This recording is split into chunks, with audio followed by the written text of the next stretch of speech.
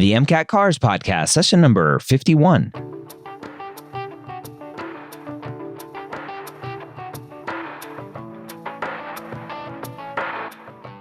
The cars section of the MCAT gives thousands of pre-meds nightmares every night.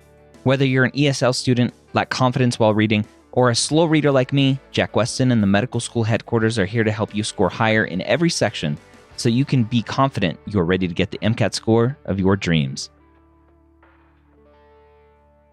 Now, welcome to the MCAT Cars Podcast. My name is Dr. Ryan Gray, and I am thankful that you are here today, joining me and Jack Westin on this journey to improving your car score and your MCAT score overall. If you are looking for more help on your cars section, go to jackwestin.com. You can actually go to medicalschoolhq.net/jackwestin, which will automatically activate a $100 off coupon for Jack's course. Again, that's medicalschoolhq.net/jackwestin. We have a great passage for you today, all about parenting. Jack Westin back for some more MCAT Cars podcast. How are you doing today? I'm doing great. How's it going, Ryan? I'm excited as we're recording this. It's the fall and the birds are chirping and the MCAT gods are releasing their registration dates and pre-meds are freaking out because it's MCAT time.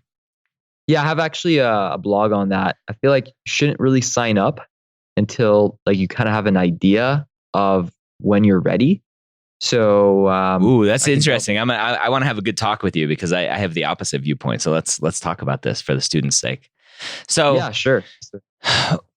How is a student, right? A type A pre-med student who's usually freaking out over every missed question on an exam or whatever. How are they ever going to consider themselves being ready? Yeah, that's a great question. So one thing that students have to realize is that this is not a university exam. Yep. University exam, you can potentially get 100% on every test you take, right? Mm-hmm. Because of the time factor. If you think about it, usually the teacher gives you a lot of time to think through it. You either know it or you don't know it, right? Mm-hmm. And that leads to a pretty good curve. You have those students who do really, really well. You have the students who don't do well because they just didn't study, right? But on the MCAT, you can't get that extra time, right? Unless you have some kind of accommodation, like the MCAT gives you some kind of accommodation. Everyone has an equal amount of time to look at every question. So, and the thing that makes it difficult is the timer. Right. So you feel like you can finish it and you can do well, but you just don't have time. And that is the key. It's to master the timing, master the timer. And if you can figure that out, then I think you're going to do really, really well. For a university exam, like I said, you don't have that issue. Usually you're not beating the clock. You don't have to rush. You don't have that sense of urgency. But on a standardized exam like the MCAT, you do. So to answer your question, you can't get every question right. It's impossible on the MCAT. It's almost impossible. I mean, the odds are very low. Okay. It's just not possible. Yeah. You have neurosurgeons that did not get above 90 percentile, right? Or 85 percentile today. And even the students who are getting 100 percentile are still missing a question or two.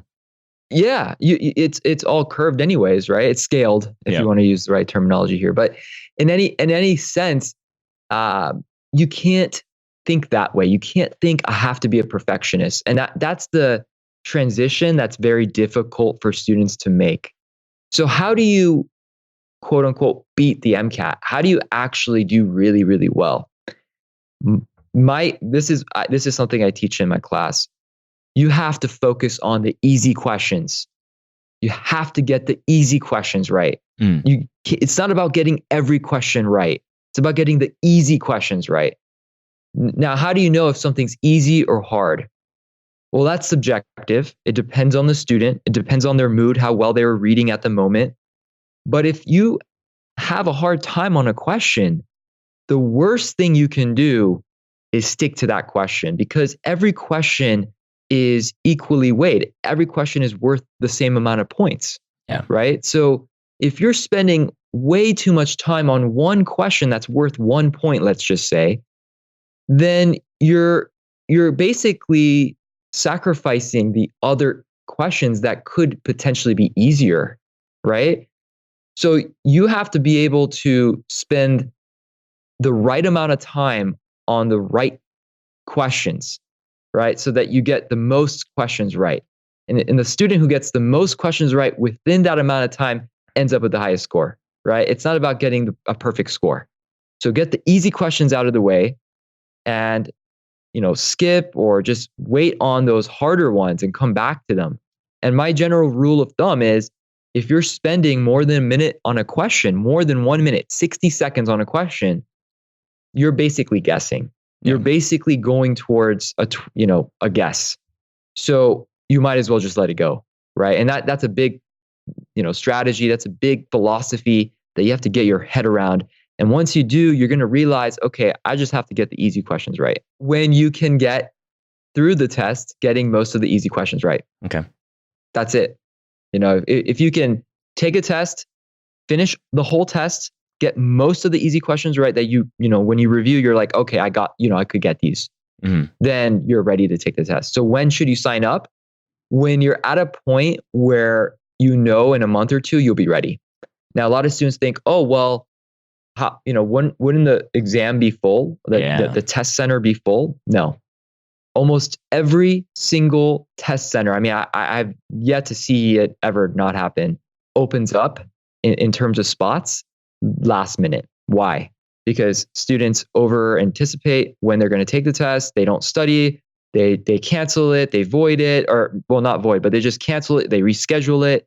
They just decide they're not ready, right? So you'll save a ton of money and that fear of not being ready if you just wait and sign up when you're absolutely ready. There'll always be spots available as long as you're patient. Now, some students like to sign up earlier because it forces them to study, and if they feel like they have a goal, that I feel like that's a terrible reason to sign up. If you can't motivate yourself to study and to have this determination to take the test at a certain day or a certain time period, then I highly doubt signing up will do that.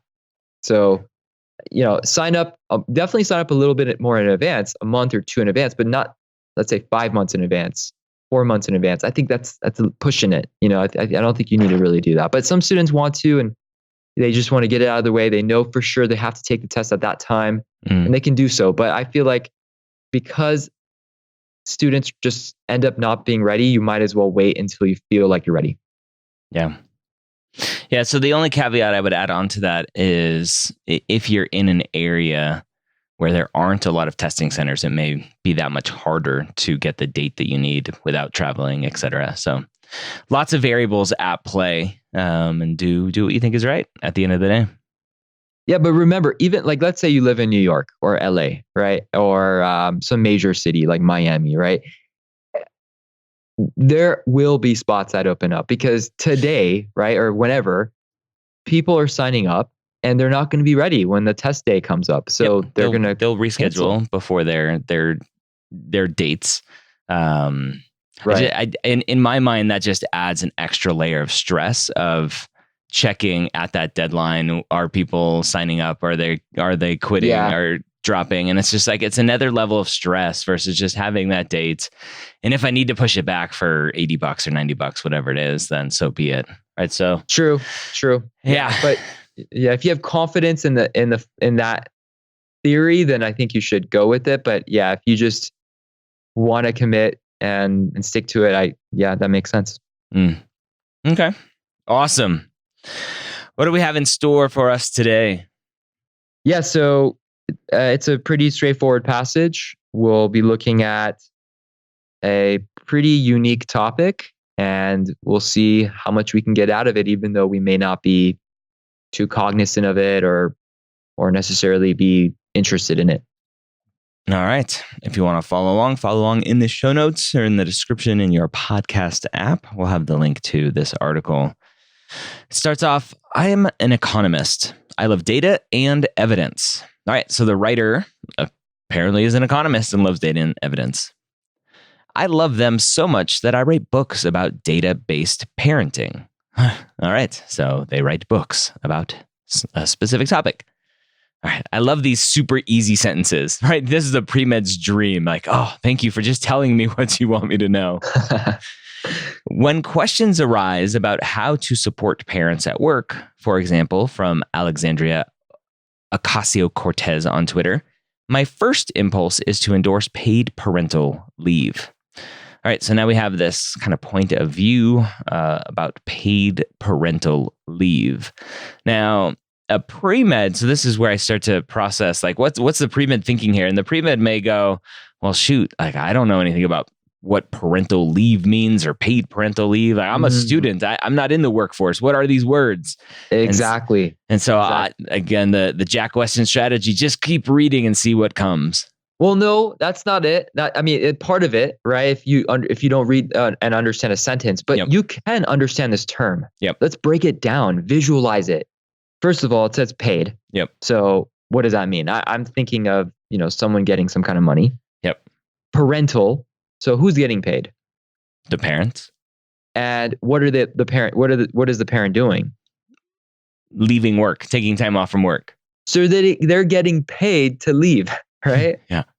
That's it. That's all it is. They're defining it for you in the actual term. Yep. And that's what I'm saying is, you're going to read something you may not have any interest in or know anything about, but you can pick it up as long as you're open-minded. So keep an open mind. We're on this new topic, visualize it, right? Try to sense out what's going on. But yeah, if you read a whole sentence and you have no idea what's going on, definitely keep reading. All right. Mountains of data and evidence show that paid leave is good for children's health and for mothers in particular. All right. So it started off with the person saying, I'm an economist. I like data and evidence. And now they're saying, hey, there's lots of evidence here to support this paid parental leave. Sounds good. I am more than comfortable making a data-based case for this policy. All right. So the author of this article is saying we should make this policy more paid parental leave. Okay. So what's the big picture of this paragraph? That paid parental leave is good. Yeah, at least that's what it's trying to say. And is it particularly focused on one parent or both parents? The mother. Yeah. So maybe something that's important that'll come up. Yeah. Let's go ahead. So big picture here is we're talking about this idea of paying parents to leave, right? And just do their thing outside of work, excuse me. And they're trying to decide, what kind of data we can capture on this, whether it's, positive, negative, etc. Yeah. Okay. Paragraph 2. But experience rather than pure data leads me to believe that what happens after paid leave is nearly as crucial. That is to say, what happens when mom and dad return to the office. All right. So the author is going on and saying, okay, we know that paid leave is good, but what happens afterward is nearly as crucial, just as important as the paid leave itself. Right. So the first part of that sentence, right before the hyphen here, says, what happens after paid leave is nearly as crucial. We really don't know in what regard they're like, are they referring this to the parents' well-being, or are they referring to the children's well-being? Because they kind of mentioned both in the previous paragraph. Yeah. But then they clear it up. They say that is to say, and that's just another way of saying this is what I mean, right? Yeah. What happens when mom and dad return to the office, right? So it's not referring to the well-being of the mom and dad outside of the home, the children outside of the home, right? Or outside of work, excuse me. But it's referring to the parents back at work. How are they going to react? What is their, kind of psyche when they come back? Right. That's kind of the point that they're making. Go ahead. We need to normalize the experience of parenting while working. All right, so the author with this statement here that normalize the experience, so make it normal that you can be a parent and work. Right. And now, what perspective is this coming from? Is this from the author? Is this from, let's say, some kind of group of people that agree with this? Who's saying this idea? The author is at this point. Yeah, it says we need to. And it comes off very strong. So I want students to kind of understand that if the author cares about something, they'll say it in a very direct manner that is an opinion, essentially. It's a very forward opinion, right? We need to normalize the experience. Yeah. What does normalize mean? Make it normal. Make it accepted. Right. Okay. So what's the big picture of this paragraph? What do you think that the article really wants you to know? What does the author really want you to know? So I'll just rewind a little bit. So paragraph 1, it's saying, hey, we need this paid leave. It's good for the parents and kids. And then paragraph 2, it's like, we need this paid leave and we need to make sure that the transition back to work is good too. Sounds good. All right. Paragraph 3, for the past few weeks, I've been talking with parents, mostly women, about all aspects of life with little kids. All right. So now the author is talking about research that he or she is doing, talking to these parents. My new book, Crib Sheet, focuses on using data to make parenting decisions. So nice little plug for a book there, Crib Sheet. One thing I heard much more than I would have liked and more than I would have expected was that parents feel the need to hide or minimize the evidence of their children at the office. Okay. So the author's going and talking to these parents, and what he or she is hearing is that parents feel like they need to hide the fact that they have kids. So I'm a little confused. Yeah. Why is the author saying that parents need to hide the fact that they're, parents at work, when in the previous paragraph, the author is suggesting that we have to normalize being a parent at work? I don't get that. Can you explain that disconnect? Yeah. So good question. So I think a typical pre-med would be like, what's going on? I'm confused. So I think it goes back to that question you were asking, right? At the end of the previous paragraph, we need to normalize. It's the author's point of view. And then in this paragraph, the author is stating the parent's point of view.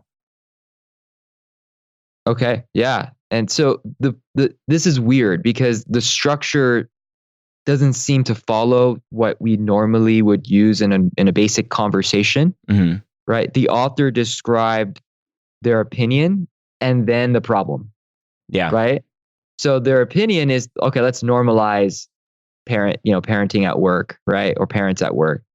But then the author describes the actual problem. Yep. So as a reader, you have to realize that the second paragraph is the solution and the third paragraph is the actual problem, right? So we have to superimpose the second paragraph to the third paragraph and whatever comes out afterwards. So in order for us to figure that out, you have to know the author's point of view. And if you don't, then you may actually be confused. You may actually confuse the second paragraph and the third paragraph, or not be aware of where we're going with this. And I think the key really was the word we in the second paragraph. We need to, right? We need to normalize. So that gives you the opinion of the author there, and that you should really stick to that. Yeah. It's great. And that last sentence of paragraph 3 is parents feel the need to versus we need to. Exactly. Yeah. So that explains why the author cares so much about this, right? This is how it is. This is the status quo. And we need to change this. Yep. Okay. Paragraph 4. I should be clear that most of the parents I spoke with had good, enviable, lengthy, gender-neutral leave policies. All right. So the author is kind of, it's almost like he's or she's backtracking a little bit, saying, okay, like, I spoke with some people who had some problems, but most people had good policies, good things going on at work. Well, you remember how you defined it from the parent's perspective. Yep. In the previous paragraph, whose perspective is this? Lengthy gender neutral leave policies. Whose policies are these? It's the employer's policies that the parents are telling the author about. Exactly. So we have to figure out who's saying what or who believes what. The author believes we have to normalize it. The parents believe that there's, they're kind of embarrassed or whatever, right? They feel like they have to hide the fact that they have children. But it's ironic because what is the workplace trying to do? Trying to make it good for their workers. Yeah, or at least it seems like it, right? Gender neutral leave policy, that's awesome. Yep. Right? So then question comes to the point of, why are these parents feeling this way then? Right? Why are they embarrassed or why are they hiding the fact that they have children? Let's go ahead. The issues they encountered were more subtle, more nebulous, and more about climate. All right, so here are the potential issues that the parents are raising is subtle and nebulous, right? I'm not sure what nebulous means. I'm assuming it's just another way of saying subtle, and more about climate. I'm like, well, climate change, like it's hot outside, or is that just another word maybe for culture? Just kind of the culture of the environment. Right. So climate is definitely being used as kind of a different meaning than what we're used to, right? So it's more of the attitude, the attitude of the environment, right? Instead of the actual weather of the environment. So yeah. All right, cool. So yeah, and I love how you said, look, nebulous, I don't know, probably same thing as subtle. Yeah, it kind of is. So that was really sharp. Awesome. Okay, so what's the big picture? So it looks like, right, super short paragraph, only 2 sentences. First sentence is saying, look, most of these parents had good leave policies, but even with the policies, there's still subtle issues at play here that they have problems with. Sounds good. And I feel like if you're not empathetic or at least understanding to some extent, you're not going to get this passage, right? So I think this is a great passage because it kind of shows whether or not you can figure out those nuances, those gray areas. And we'll talk more about that in the coming weeks. But, grayness is okay. I want students to realize this, that sometimes they'll say something and it may seem like they're going to contradict themselves, but it's not a contradiction. It's more of an exception to the rule, right? And that exceptions exist. It's okay, right? Like you can have a gray area. It doesn't have to be black and white. It could be kind of in the middle, right? And the key is to understand how middle is the author. Is the author on, the whitish area or the blackish area, but not necessarily right in the smack dab middle. Does that make sense? So that's what separates, I would say, 130 plus and let's say a 126 or 125 is how connected are you with the author? Yeah. So it's a very interesting point you brought up, and something that I've never really talked about with anybody on any of my podcasts is you talked about having some level like baseline empathy, which we want with physicians and humans in general, but we have, it seems like, a growing number of students on the autism spectrum. And one of the things that it seems to be difficult for many is that connection, right? That empathy, that understanding of the facial expressions and body positions of someone, right? Of somebody they're looking at. And I wonder how much that translates to reading and being able to process and empathize while reading as well. That'd be interesting to see if there's any data on that. Yeah, I have my opinions on this, but I think there's definitely a correlation. Yeah. If you can, because the author is going to describe facial kind of reactions, right? And if you can't visualize that or sense that, then it may mean that you may not be as aware of them or care much about them. I have no idea, but it would be very interesting to see. Yeah, interesting to see and interesting to potentially figure out workarounds for those students. Yeah, the MCAT's trending towards compassion, If you think about it, they added this entire new section, psychology and sociology. Yeah. Pre 2015, they didn't test psychology and sociology. Yeah, they don't care. Right. So what does that mean? That means that the board at, the AAMC, really believe that the future of medicine is compassion to some extent, understanding others. So I know you can also make that argument, I guess, for reading. Who knows? It's ironic because whenever, I talk to my friends and people that I know who are really deep in medicine, doctors and such, they all think, forget compassion, just be a good doctor, just know your stuff, but then you go in and look at the institutions that try to set up these things and they say, oh, we got to have more compassionate physicians. So, I see a case for both. Be really smart, be really sharp, but you have to have compassion, don't you think? I mean, 1,000,000%. I can give personal stories of doctors when I was going through stuff that one was completely data driven and didn't connect with me at all, and the other one just put her hand on my shoulder and said everything's going to be okay, and I was just tears, right? Thank you for just recognizing me as a human being. So, yeah, and sometimes that's all you need, right? But what if that? Let's say I'm not saying that compassionate person is not as competent, but let's just say they're not as competent. Would you rather have a more competent, less compassionate individual helping you, or would you rather have a less competent, compassionate individual diagnosing you or giving you health advice? Right. The problem is, as a patient, you don't know who's competent and who's not. So who's not? Yeah. all the patient knows is that does this person care about me? That's so true. Yeah. So yeah, interesting. All right, let's get back to this. So paragraph 5 here. Women told me that they hid their pregnancies until well into the 3rd trimester, wearing loose-fitting clothes to avoid telling their bosses or venture capital funders that they were expecting. All right, so now we're getting to what these parents were doing, or the moms in specifically here with their pregnancies, hiding them to hide them. So it's interesting. Anything on that one? I'm just thinking about superstitions and stuff. A lot of people usually hide it because of, superstitions on stuff. But it's interesting to say that, when you read this, you have to really understand where the parent's coming from. Yep. Right? You have to think of it in terms of the parent.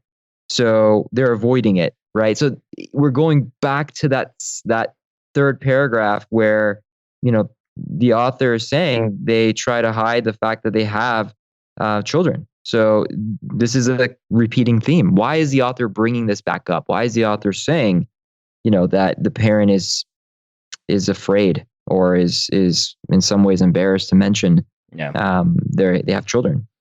Yeah, it's always one of those things. Like in this situation, we don't know, right? Is the mom hiding the pregnancy because she knows what the response will be because her partner just announced that she was pregnant and saw the results of that, or just because she assumes what's going to happen?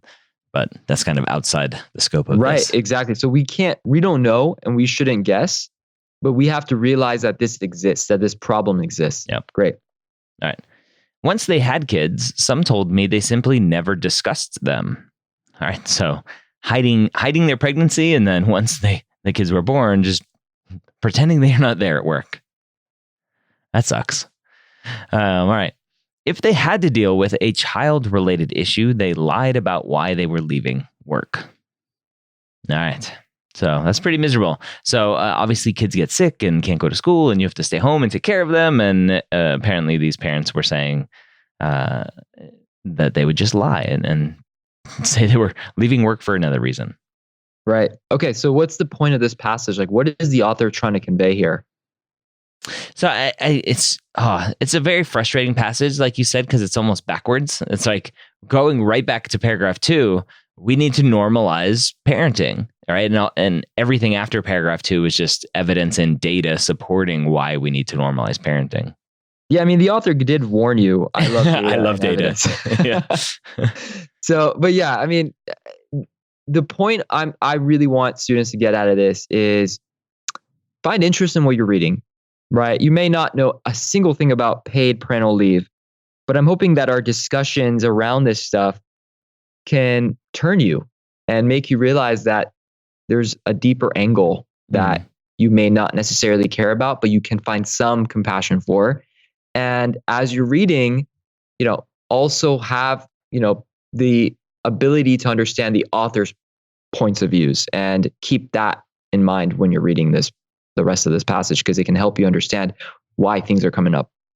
I almost trying to think about questions that could come up from this. I could see an easy set of questions being like, what does the author think would best help parents in the workplace? And it's like, better policies around paid leave, or like 1 year of maternity and paternity leave, paid leave, like unlimited sick leave to take care of kids when they're sick.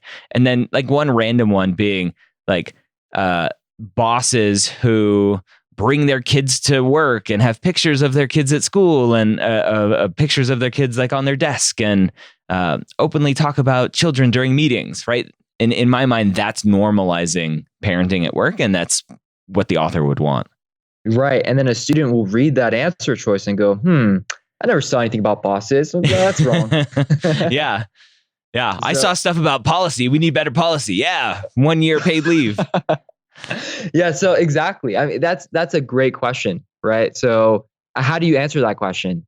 By focusing on that main idea, by focusing on the author's opinion, right? So it's deeper. It's not just reading and looking at words. You have to connect with the author. You have to really understand where they're coming from. That's good. That goes back to the gray area. It could be gray. It doesn't have to be black or white. It doesn't have to be right or wrong. It could be, sometimes it's right, sometimes it's wrong, right? You just have to know what level that is. And you get better at it when you read often and you start enjoying what you're reading. Most of my students love reading Cars passages. I have students who always email me and they go, oh, I didn't like Cars, or I didn't like reading, and now I read in a different way. And, I like what I'm reading now. And I chatted with my roommate about art and history or whatever. And, I love those emails because it tells me that they have changed their way of understanding people fundamentally, right? And you can more so connect with whoever, wherever, whatever the topic may be. And I love that. Yeah, I was at a meetup. I did a meetup while I was in San Francisco as we're recording this last week. And one of the students who struggled with the MCAT was talking about the car section specifically. And she's like, I don't like what I'm reading. And I said, that's the problem. Like you just have to pretend, just make yourself like it. I mean, it's a hard thing to do. It's easy to say. But it was just funny. We talk about that all the time here on this podcast. And then she's just like, I hate cars. I hate what I'm reading. And I'm like, oh, that's just a mindset thing. Yeah, and it's a challenge. It's really forcing students to sit there and do something you don't want to do for the sake of, becoming a doctor. They want to see how bad you want this. Are you willing to do this stuff in order to get to this next stage of your career? It's a good weeder. I mean, it'll weed students out who really don't want to be a doctor, in my opinion. All right, so there you have it. Again, go to medicalschoolhq.net/Jack Westin, or you can text the word MCAT CARS, all one word, MCAT CARS, to 44222, and that'll give you a link directly to that activated coupon. Hope you have a great week. Don't forget to subscribe to get these podcasts every week right in your podcast player of choice. I'll see you next time here on the MCAT CARS podcast.